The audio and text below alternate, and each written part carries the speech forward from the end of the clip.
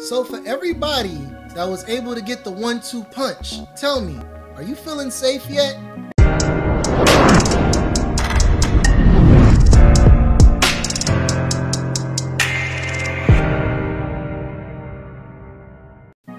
Hey everybody, welcome to the temple. My name is Monk Luigi. You saw the thumbnail, and today I am going to talk about the 91C. Now, I wanted to upload this video sometime earlier in this week, but sadly, when I was doing it, it was, going through a rough patch with YouTube's algorithm system, and I wanted to see if I can make this video a little bit better so that way it fits into the whole, algorithm. So, hopefully this one's a little bit more successful.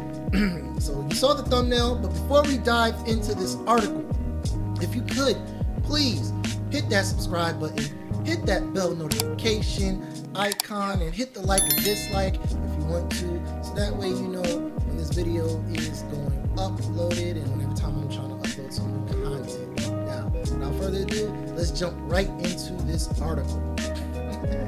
So, higher 91C rates found in some counties with higher vaccination rates. Why and what it says about the Delta variant. I'm not gonna play the video. I think that was one of the biggest problems. So with all the stuff that I'm showing, I will not go into the videos of what's going on. So after I give you this, I'm gonna go ahead and give you my 2 cents to this whole thing. This comes as the highly contagious variant is now dominant in the states.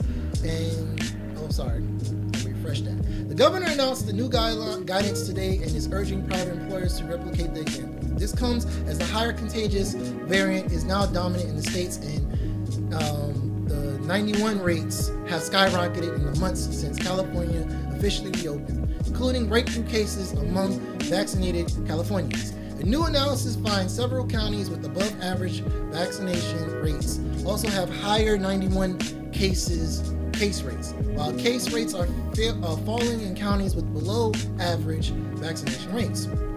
Statewide data analyzed by the Bay Area News Group found 5 counties, Los Angeles, San Diego, Alameda, Contra Costa, and San Francisco, have both a higher percentage of people who are fully vaccinated than the state average and a higher average daily case rate. Compare that to these 5 counties, Modoc, Glen, Layton, Del Norte, and San Benito, which have below average vaccination rates and decreasing case rates. However, UCSF infectious disease expert Dr. Philip Norris clarifies that the data doesn't mean the 91 is not working, the 1-2 punch.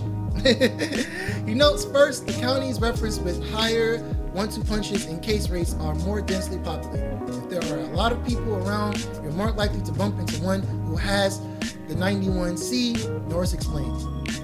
He, like other infectious disease experts, warned that 1-2 punch people may be unknowingly spreading the virus. Julie, a lot of people think if they are 1-2 punch, they can't transmit. Is that true? Philip. So originally we thought that might be true, but he says that no longer be the case, thanks to the Delta variant. Points to a preliminary data from you know where that belongs to, that indicates the viral load in the nose from the Delta variant may be 1,000 times higher than previous variants. If that's the case, even a little bit in somebody whose 1-2 punch could be a lot, he explains. Several studies have indicated that 1-2 punch may reduce transmissions, but most were based on previous 91C variants. Norris notes that as case rates increase with the Delta, more vaccinated and un-1-2 punch people will get COVID, though data indicates that the rates will likely remain much higher among the un-1-2 punch. Consider this, in Los Angeles County last month, 1-2 punch people made up 1 out of 5 new 91C cases. That means for every 100,000 people, 10 1-2 punch people would test positive compared to 40 un-1-2 punch people. Infectious disease experts stress that the 1-2 punch people also have fewer symptoms, are less likely to be hospitalized, and are still believed to be less likely to transmit. However, for those who have immune compromised people in your life, it's also important to remember that you can still get 91C and give it to them even if you're both 1-2 punched.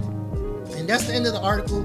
That was a little bit difficult. We gotta work on censoring it. But as you can clearly see from this article, it is showing that it's still possible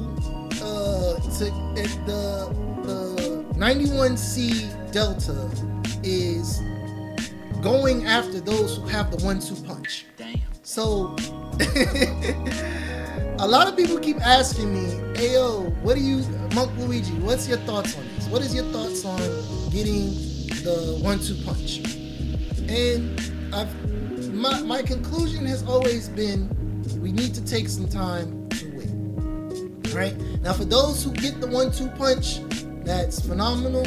I'm not gonna knock it out of your hand. If you want to and you feel safer taking that, please by all means do. And I also work in a system where this is an issue and I've seen it firsthand, so I absolutely do encourage people to protect themselves as much as you can.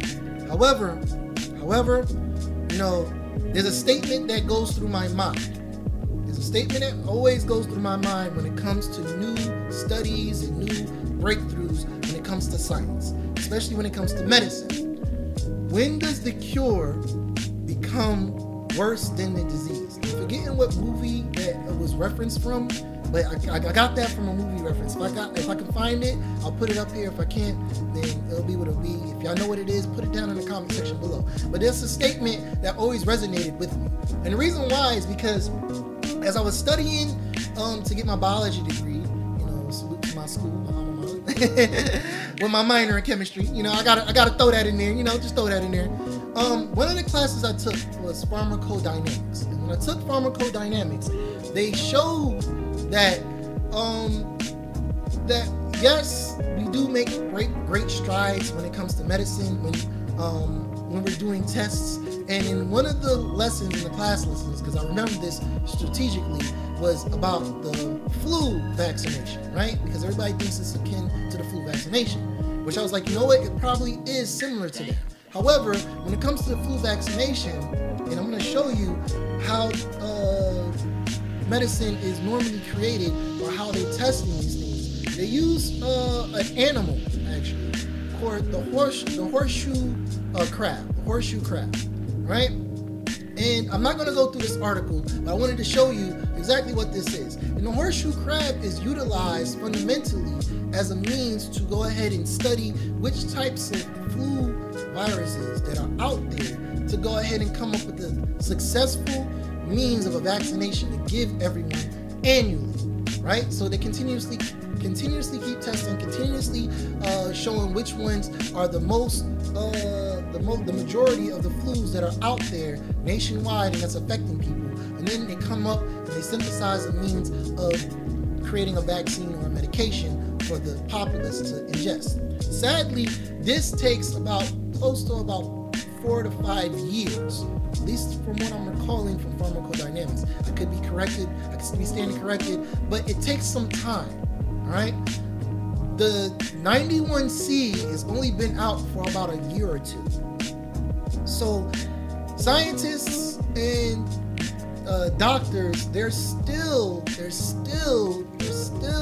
going through what is a successful means of creating an immunity against this thing, the 91C. So that statement, when does the cure become worse than the disease, is really resonating with me because of the fact that there are numerous articles and there are people who have come out, and again, I'm not going to play any of these videos, that are showing that they're having some symptoms from taking the 1-2 punch.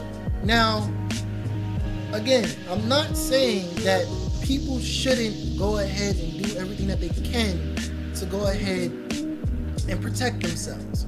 But I want people to keep that in mind as a means. When does the cure become worse than the disease? My opinion, officially, on this whole thing that we're going through, that everyone is going through, is we have to give it time. We can't rush this.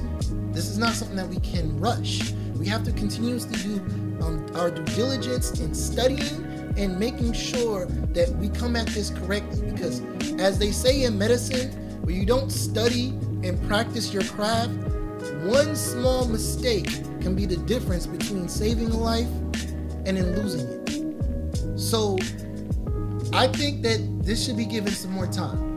That's just my opinion. And I know that they're giving people $100 to go ahead and get the 1-2 punch. I know that people are getting like free McDonald's and like free movie tickets and free theater tickets, and like they're giving all of this stuff just so people can get the 1-2 punch, which comes in vain.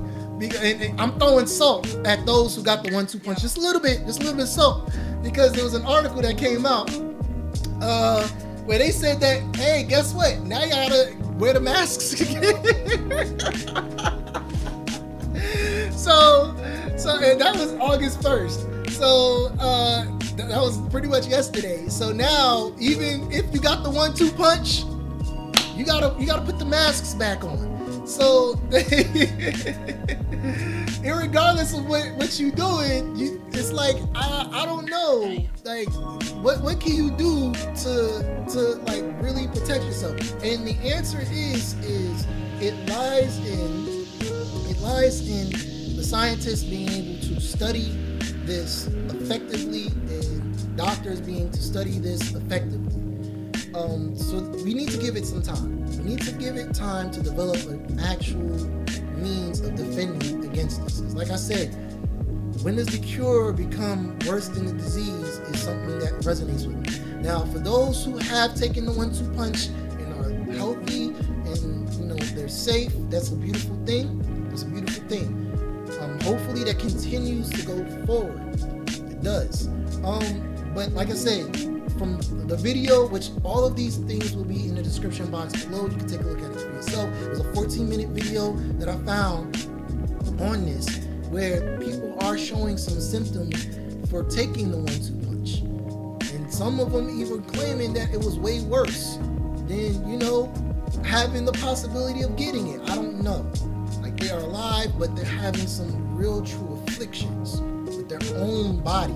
So my second opinion on this is that scientists won't be able to do anything until we're able to go to ground zero.